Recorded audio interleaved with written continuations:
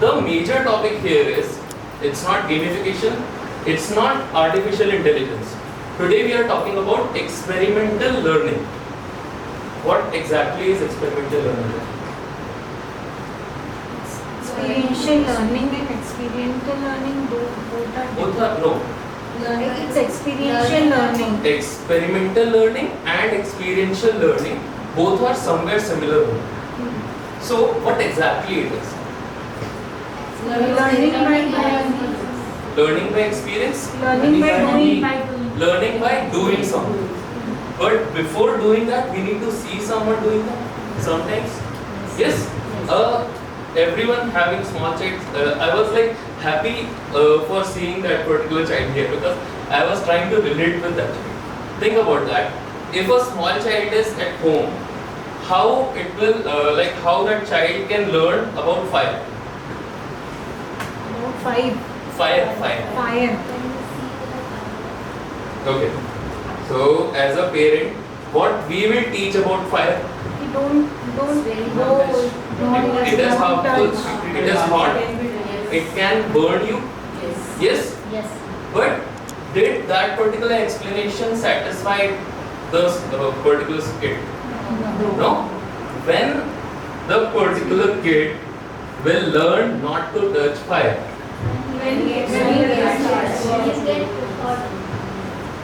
When that particular child will touch that. What we got there? That's an experience we did by doing some experiments. Yes, what he did, he touched it, and now, yes, what it got, like now he knows or she knows that we don't have to do that particular thing. Yes. So this is what experimental learning is. Every kid since birth till now. Today also, while we are driving, while we are doing something, while we are teaching, while we are learning, while we are studying, we are doing some experiments every day. Like if you are driving a car, if you are doing something, you might feel this is something which I did for the first time while driving a car. So like whether you are driving since 10 years, but there might be something you did for the first time. Like there will be a condition when you are driving a car and you need to randomly stop your car on a slope. So what you will try? You will try to hold it there and not to roll back. Yes? When you are again starting it. Yes? So what is this? This is also something experiment, and you will be doing it by experience. Yes or no? So all these things we need to integrate and study so that a student can learn things by more interest. Why? Because nowadays the generation is getting more and more technical. They are not understanding what is written here. Although it is like more important thing to understand, but not a single student is now interested in reading something. What and how they will be learning? If you are asking someone to learn something, how they will be learning? They will be listening it from you, or they will be watching a video related to that particular topic. Yes? Because they are more and more interested in visualizing. Yes? They are not able to imagine things by reading it. So that's why we are trying to introduce with this particular thing, which is experimental learning. Okay? And many of the teachers, many of the topics are there where we are doing practicals. Yes? Everyone is doing practical. But the thing is, when we are doing practical, again the students are not that much interested in that. Yes? Because every day, every time when we are doing that particular thing, the student's brain is getting more and more developed. Yes? Previously, we were interested in watching movies. We were sitting there and watching movies of about 4 hours, 3 hours, 3.5 hours. But nowadays, movies are getting shorter. Why? Because there is no one who is taking interest to sit there for that much long time and watch that particular thing. Same thing here also in teaching.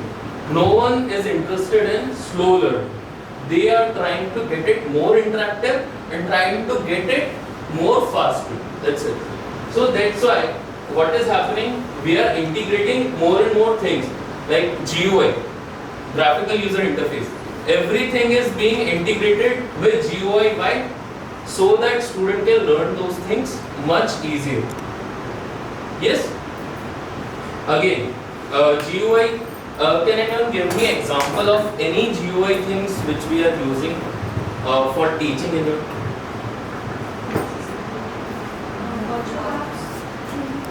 virtual apps? Okay. And then like everything like which is being used in smartphones is having that graphical user interface. Yes. We are trying to use some kind of videos. We are trying to make it animated, more and more animated. Nowadays, when we have small kids, like I'm talking about small kids again and again. Why? Because everything starts from there only. Our learning starts from there only. So if they know how to learn things, then only we can move forward and teach current students like engineering students also. How they are getting interested? By watching the visuals. Nowadays every student, what they are doing, they are just trying to view things like in YouTube what we are playing for kids, different poems are there which are being played, you can see. So how they are learning? By listening that thing, by reading that thing, or by what do you say? By experiencing that thing.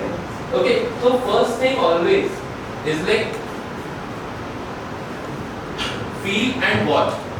What we are seeing or what kids are seeing, like mama is making food on gas stove or something. Okay, so what they will try to do? Try to reach that particular thing first.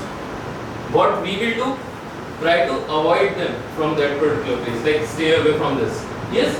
So what they are doing, feel and watch, and then they will try to check that particular thing, what it is and how it feels like, how it is making that particular thing. Yes? And then converging thing and do. What they are trying to do then? They are trying to touch it. We also randomly, how it happens, like what you can say, I just now learned how to cook. Okay, so I have seen my mama flipping the chapati like this. When I tried, I burned my fingers. Okay, so like this is my first experience. So I know now, like it is like we need to do it very fast, else we will be burning our fingers. Yes. So these sort of experiences we are doing and we are getting it on daily basis. So what it is, like feel and do. They will think about that. They will watch, then they will understand it or try to do, then they will do it, and what they will get? An experience. What will be the experience? It can be a good experience or it can be a bad experience. But what they will get about that, or what they will do after that, they will understand if they have to do that or not. Yes? So everything is experiments only. If we are trying to learn anything, we need to do those sort of experiences. Okay? So there is a lot of theory in that. I don't want to indulge those things. Okay, no issues. So what exactly we have learned in this particular topic, experimental learning, how experiments are being happened. Yes? Now every kid again, because like if we talk about machine learning or something, what we will understand, when how we are making a machine learn using some sort of data. Yes, and there are three types of machine learning in that: supervised learning, unsupervised learning, and third point is reinforcement learning. Yes, how supervised learning works? Anyone? By past experiences. By analyzing past experiences. Supervised learning is more about we will be supervising it. Okay, so we will be providing the classified We will provide things. the classified Yes. data to it, and then Like if I want to see, like this is a book. Okay, so I'll show a kid like this is a book. Okay, again, what it is? This is a bottle. So what I did, I classified two different things with two different names. Yes. label data will be used. Yes. So labeled data or classified data. So these two are different things with a label. This is a book, and what it is? This is a bottle. Yes? Now, because these are only two things here, there is a book present here inside also. Yes? But this is different. You can see in look and feel. Yes? So a kid can be confused in that. That bottle is different than this. So what we do whenever we are trying to make students or make any machine learn, what we do, we provide more and more data to them. Yes, we provide all the types of bottle and put it in the classified folder which says this is bottle. So every design of bottle that particular kid or that particular machine can learn. Yes, every sort of book we can show them this is a book in which already there is something written. So this is a book. Or where will be a notebook? What will be the difference? There is nothing present inside that. We need to write it. Yes, so that is a different thing. Okay, so these two are the classified things. Now what is unsupervised data then? Or unsupervised machine learning? Unsupervised. Data in the form of the clusters, different types on the basis of some probability. And unlabeled data will be there. Okay, unlabeled data. What is unlabeled data now? Like this is something and this is something. Think about, just imagine this is apple and this is banana. Okay, so what are the properties of apple? It is round, it is red. Yes, these two are a property of apple now. What is a banana? Yellow and cylindrical shape. Okay, so we got two different clusters now. There is something which is round and red, which is something else, and there is something which is cylindrical and yellow, which is different. So the machine or a kid doesn't know about what is the name of it, but this is different and this is different. This is how it will classify. So when we are doing a classification without naming it, just by understanding this is different and this is different, then what it is unsupervised machine learning. Okay? On the basis of characteristics. On the basis of characteristics, we are doing just a clusterization. Like these are the similar objects which will be here, and these are the similar objects which will be here. Okay, now the third point, which is reinforcement learning. What is it? Anyone? This is one kind of the experiential learning. First do, then learn from the experience, whatever Yes. happened in that. Every human being learns using this learning mode majorly. Like, because until we are having we are present there to teach a kid, we will be teaching them a specific amount of things only, but there will be a lot of things which will they understand by experiencing it. Yes, like what they have to do, what they don't have to do.